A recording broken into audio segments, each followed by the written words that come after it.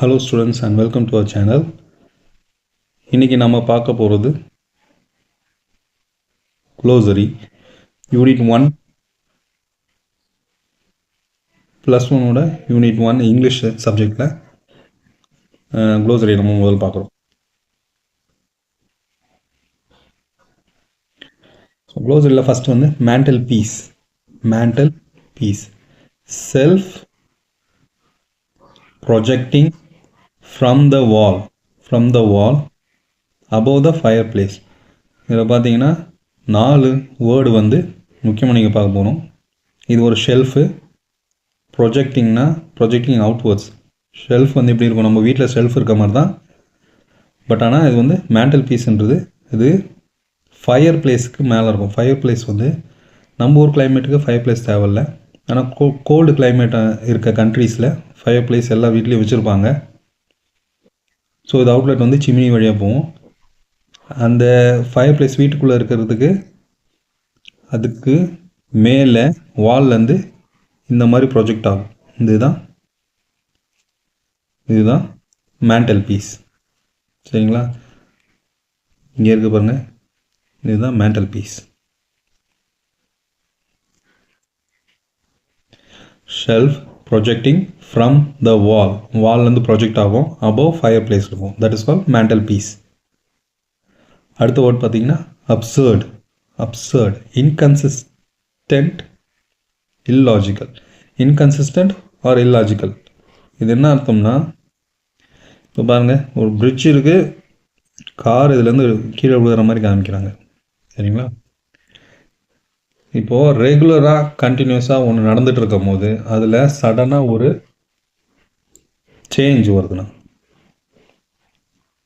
நீங்கள் ரெகுலராக ஒரு வழியாக காரில் போய்கிட்டு இருக்கீங்க, சடனாக அந்த பிரிட்ஜு வந்து இல்லை, உடஞ்சிருக்கு. ஸோ அந்த வழியாக கார் போக முடியாது அப்படின்னு ஒரு நிலை வரும்போது that is called inconsistent or illogical, out of logic.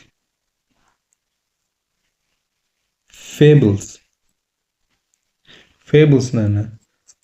ஃபேபிள்ஸ்னால் நம்ம வந்து டேல்ஸ் அண்ட் ஸ்டோரிஸ்ன்னு சொல்கிறாங்க. டேல்ஸ்னால் எந்த மாதிரி இருக்கும்? ஃபார் எக்ஸாம்பிள் இந்த ஆமை முயல் கதை மாதிரி, ஆமை முயல் கதை. அதுக்கப்புறம் காக்கா கிட்ட இருந்து வடையை திருடிட்டு போகிற நரி கதை, அந்த பாட்டி வடை சுடுற கதை. இது எல்லாமே டேல்ஸ் அண்ட் ஸ்டோரிஸில் வரும், ஃபேபிள்ஸ்ன்னு சொல்லுவோம். ஹாபிள்டு,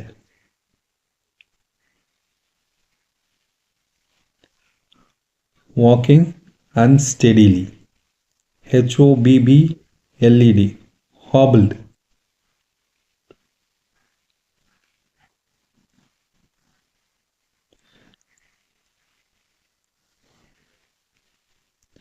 ஹார்ஸ் எடுத்துக்கோங்களேன், இதோட கால்களை வந்து கட்டி போட்டால் அது எப்படி நடக்கும்? அந்த இப்போ நம்ம ஊரில் வந்து மாடு வந்து முட்டுச்சுன்னா அதோட மூக்கில் வந்து எடுத்து காலில் கட்டி விடுவாங்க, அது கஷ்டப்பட்டு நடக்கும்.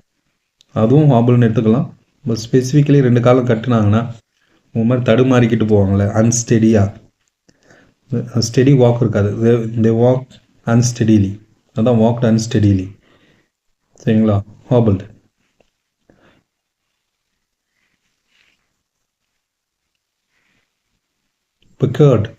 பிக்கர்ட்னா ரிங்கிள்டு. இந்த இடத்துல இருக்கு பாருங்க, பெரியவருக்கு இந்த இடத்துல ரிங்கிள்ஸ் இருக்கு பாருங்க.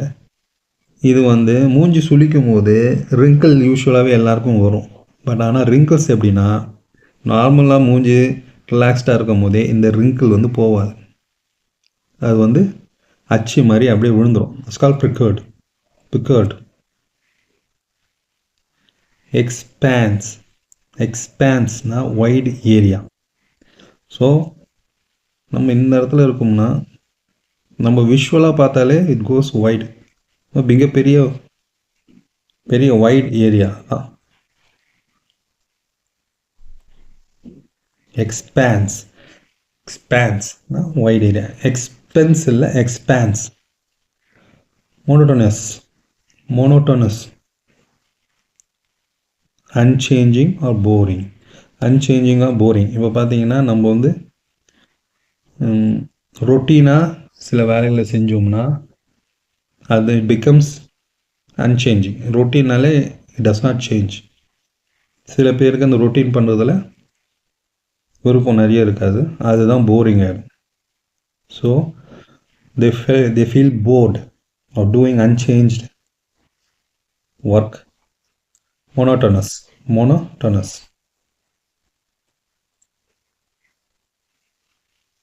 அடுத்து பார்த்தீங்கன்னா ஸ்னாப்டுனா இங்கே ப்ரோக்குன்னு சொல்லலாம், இல்லை கட்டுன்னு சொல்லலாம். மோஸ்ட்லி ஸ்னாப்டு வேர்டு ட்ரீயோட இந்த சின்ன சின்ன பிரான்ச்சஸ் இருக்குல்ல, அது உடையிறத தான் ப்ரோக்குன்னு சொல்லுவாங்க, இல்லை ஸ்னாப்டு சொல்லுவாங்க. ஸ்டிக்ஸ் மாதிரி இருக்கும், ஸ்டிக்கு வந்து கூட சொல்லுவாங்க ஸ்னாப்டு. ரெண்டாவது உடையிறது. செக்லூஷன்னா ஐசோலேட் இல்லை ஐசோலேஷன். சரி, இவர் வந்து தனியாக செவுத்தை பார்த்த மாதிரி உட்காந்துட்ருக்காரு. This is called isolation. இது பனிஷ் பண்ணும்போது ஸ்கூலில் இந்த மாதிரி பனிஷ் பண்ணுறது வாய்ப்பு இருக்குது. ஸோ இந்த மாதிரி ஸ்டூடெண்ட் வந்து செக்லூட் பண்ணுவாங்க அவங்க வாழ்த்தனத்தால். They are செக்லூட், isolated. பெட்லேம் வந்து 2 வார்த்தை இருக்குது, நாய்ஸி அண்ட் கன்ஃபியூஷன். சரி, இந்த படத்தில் இந்த பையன் பாருங்கள், தலைமையை தூக்கிட்டு எல்லாரையும் அடிக்க ஓடுறான். இஸ் அப்ரோர்னா இவரோட எமோஷன்ஸ் வந்து ரொம்ப ஹையாக இருக்குது. மேபி இஸ் எக்ஸைட்டட், விளையாடுறதுலாம் ரொம்ப எக்ஸைட்டட் இருக்கான். இந்த பையன் எக்ஸைட்டட் இருக்கான். She is confused and he's afraid. ஏதாச்சும் அடிபட்டுற போகுது. இந்த மாதிரி கன்ஃபியூஷன், அஃப்ரைடு, ஹாப்பினஸ், இல்லைன்னா என்ஜாய்மெண்ட்டு, இவங்களுக்கு அப்ரோர் இருக்குது. இது எல்லாமே சேர்ந்த இதுதான் இந்த சிச்சுவேஷன் தான் பெட்லேம், நாய்ஸி அண்ட் கன்ஃபியூஷன்.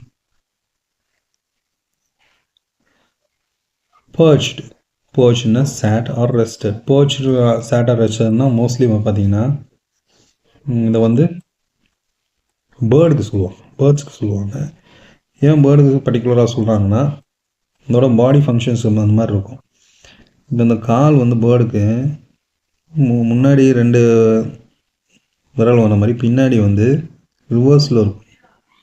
இந்த பிரான்ச்சை வந்து பிடிச்சிக்கிறது நல்லா. இவங்க இந்த பேர்டு வந்து எவ்வளோ ஹை பிளேஸில் உட்காந்தாலும் அது வந்து சேஃபாக ஃபீல் ஆகும். ஏன்னா அது ஆட்டோமேட்டிக்காக அது பிடிச்சிக்கிற மாதிரி இருக்கும், அன்கான்ஷியஸாக. ஈவன் பேர்டு வந்து தூங்கினாலும் அது வந்து ஸ்னாப் ஆகி தான் இருக்கும், க்ளோஸ் ஆகி தான் இருக்கும். So to rest or settle in a high place securely. சரிங்களா? ரீபியூக்ஸ்னா ஸ்கோல்டிங். இந்த பையன் அண்ட் இந்த கேட் ரெண்டும் விளையாடி இந்த வேஸை வந்து ஃப்ளவர் வேஸ் வந்து உடச்சிட்றாங்க. அம்மா வந்து திட்டுறாங்க, எதுக்கு இந்த மாதிரி உடைச்சாங்க. சரி, திஸ் இஸ் கால்ட் ரீபியூக்ஸ். ஏதோ தப்பு செஞ்சதுக்கு யார்கிட்ட இருந்தோ திட்டு வாங்குறது, ரீபியூக்ஸ்.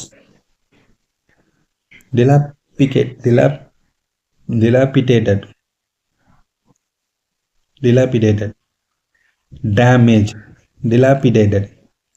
damaged.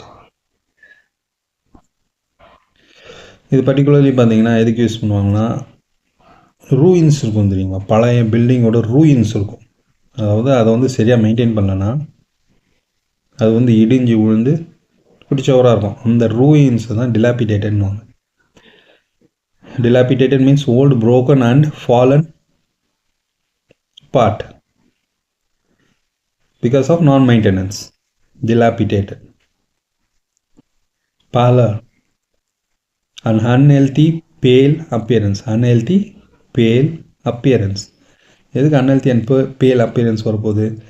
Because if you are sick and you are going to be sick, இது ரெண்டு இந்த மாதிரி சிக்காக ஆக போகிறாங்களோ இல்லை சிக்காக இருக்கவங்களுக்கு பேல் ஸ்கின் இருக்கும். பேல் ஸ்கின் மோஸ்ட்லி பார்த்தீங்கன்னா பிளட் சர்க்குலேஷன் இல்லைன்னா இந்த மாதிரி ஆகும். இஃப் பிளட் சர்க்குலேஷன் இருந்துச்சுன்னா நார்மல் ஸ்கின் இருக்கும். அது பார்த்தீங்கன்னா ரெட்டிஷாக அங்கங்கே இருக்கும், மோஸ்ட்லி ரெட்டிஷ் ஆகும். பார்த்தீங்கன்னா அது வந்து பிளட் ஃப்ளோ இருக்கிறதுனால இந்த individual feels healthy and happy. So unhealthy பேல் அப்பியரன்ஸ்னால் தெரியுது, பார்க்குறதே தெரியும், பேலாக இருக்கும். ரொம்ப ஒயிட் ஸ்கின்னாக இல்லாமல் பேல் ஸ்கின்னாக இருக்கும். Shroud, clothes. இது ஒரு cloth used to wrap dead person. ஒரு இறந்து போனவங்களை ரேப் பண்ணி வைக்கிறதுக்காக யூஸ் பண்ணுற ஒரு cloth, shroud. A special cloth used to wrap something after keeping safe for memory. ஓகேவா, இது வந்து ஒரு டெட் பர்சனை ரேப் பண்ணி வைக்கிறதுக்கு யூஸ் ஆகுது. ஸோ இன்னும் வாட்டி இந்த வேர்டை மட்டும் சொல்கிறேன் நான்.